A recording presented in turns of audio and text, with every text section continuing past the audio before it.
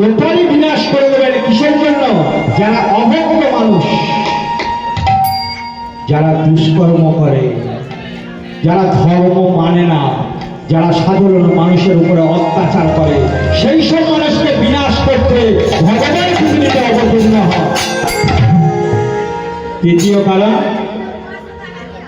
যখন আমার ধর্ম বিপন্ন অবস্থায় সনাতন ধর্ম পড়ে, যখন অন্য ধর্মের আক্রমণে আমার ধর্ম বিপর্যস্ত হয়ে পড়ে, ধর্ম যখন আস্তে আস্তে অধর্ম মাথা তুলে দাঁড়ায়, সেই সময় এই সনাতন ধর্মকে রক্ষা করতে, তাদের পুনরায় স্থাপন করতে আমার ভগবানের পৃথিবীতে অবতীর্ণ হয়।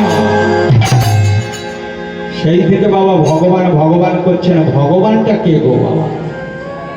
আমরা তো চাটে সবাইকে ভগবান বলি, হ্যাঁ?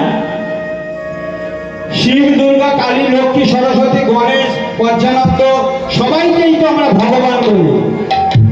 ভুল। ভগবান সেটাকে একজন। কে বলছে? গীতায় 10 অধ্যায়ের 31 নম্বর শ্লোকে বলছে, অহং সর্বস্ব প্রভব মত্ত সর্বান প্রবর্ততে ইতি মত্ত ভজন্তে মাং ভূয় ভাব সমান্বিতা। কাকে বলছে? ভগবান কৃষ্ণ গীতায় বলছে, অর্জুনকে বলছেন অহং সর্বস্ব প্রভব, মানে আমা হইতে সমস্ত কিছুর সৃষ্টি হয়, আমা হইতে সমস্ত কিছু প্রবর্তিত পরিবর্তিত হয়। তাই বুধ ভাব সমান্বিতা। কারা? জ্ঞানীগণ, নট শিক্ষিত, নট পণ্ডিত, জ্ঞানীগণ। তারা জেনে বুঝে শ্রদ্ধা সহকারে আমার ভজনা করে।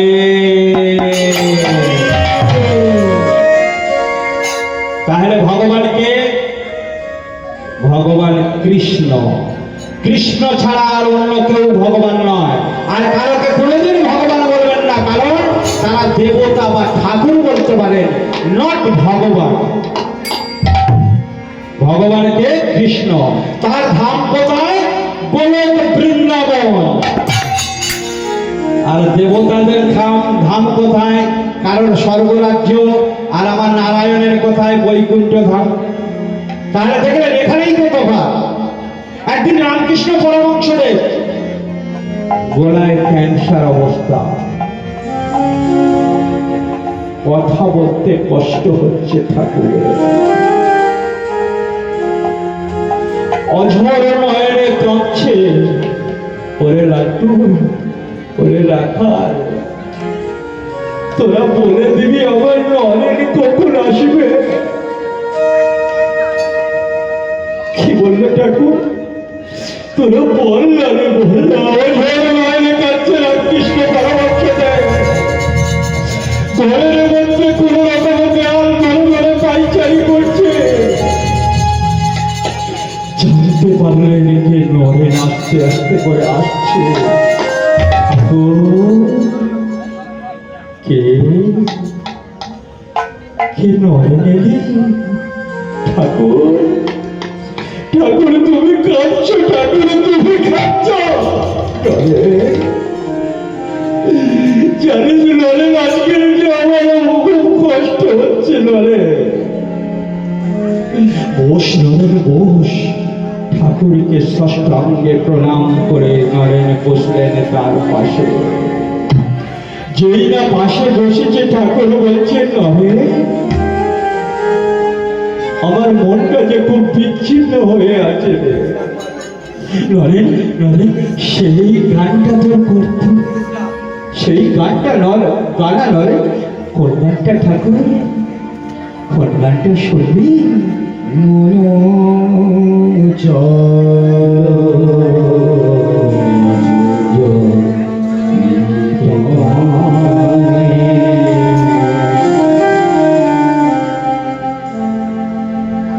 বিদেশে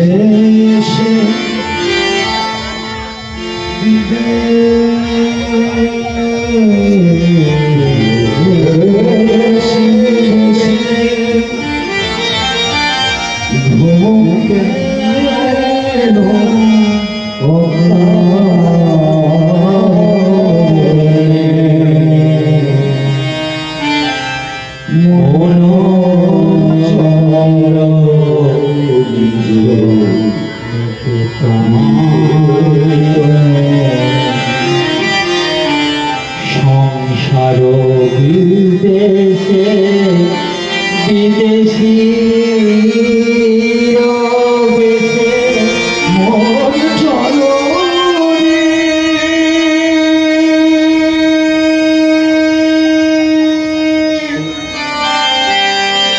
ঠাকুর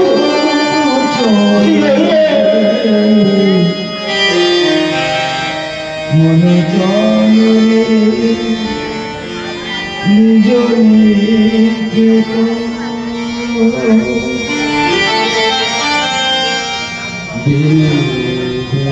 বিদেশে বিদেশি বিদেশি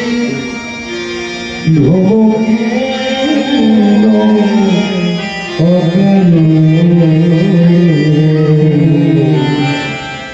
মন চলো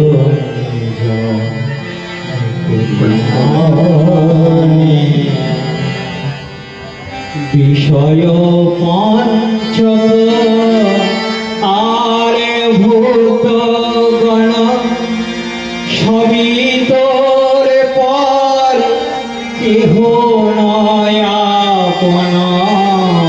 বিষয় পঞ্চক আরে ভূত গণ সবই তোর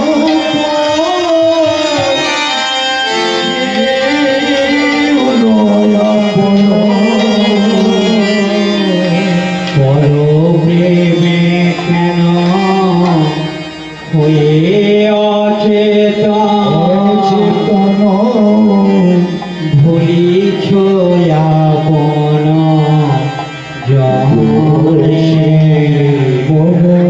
চলো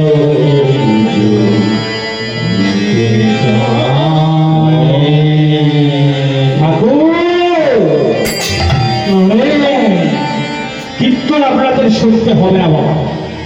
কীর্তনের আসরে এসে রাত জেগে বসে থাকতে হবে না, ধর্মগ্রন্থ পড়তে হবে না, জানতে হবে না আমি দুই ধর্মে বাস করি কেন। এই ধর্মের কোনো কথা আপনাদের শুনতে হবে না। শুধু একটা অনুরোধ করবো, এই গানটার আক্ষরিক অর্থ আপনারা মনে মনে বুঝুন। সমস্ত কৃপা আপনি পেয়ে যাবেন। বলছে মনে চলো নিজ নিকেতনে। কোথায় গো? সংসারে বিদেশে বিদেশির বেশে ভ্রম কেন অকারণে? আমাদের নিজস্ব বাড়ি কোথায়? নিকেতন কোথায়?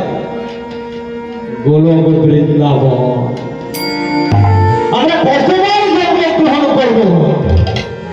এই জন্মগ্রহণ ভূমিষ্ঠ হলাম, মার গর্ভ থেকে বেরোলাম, বড় হলাম, আস্তে আস্তে করে লেখাপড়া শিখলাম, চাকরি করলাম বা কাজ করলাম, আবার বুড়ো হয়ে গেলাম, আবার মরে গেলাম, আবার জন্মালাম, আবার লেখাপড়া, আবার বুড়ো হওয়া, আবার ক্যান্সারের থেকেও মুক্ত হলো।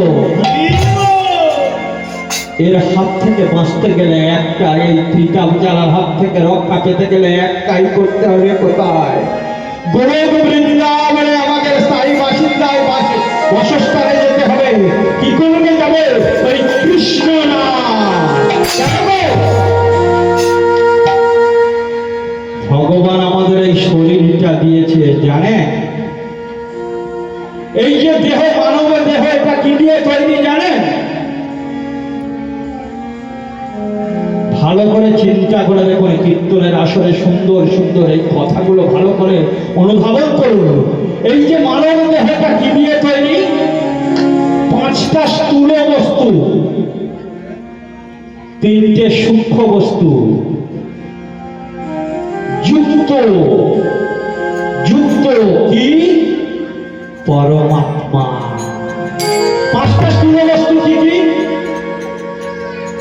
ভূমি, গগন, বায়ু, আলো আর জল। 3টে সূক্ষ্ম বস্তু কি? বুদ্ধি, মন, অহংকার। এইটা হলেই তাহলে জিততে হয়ে যাবে, তাই না? না বাবা না, ওটা হচ্ছে কাটমা বাঁধা হলো। এইবারকে প্রাণ প্রতিষ্ঠা করার জন্য আমার ভগবানের যে পরমাত্মা আমার মধ্যে দিয়েছে, সেই পরমাত্মা যদি যুক্ত হয় তাহলে মানব দেহ কখনো হয় না।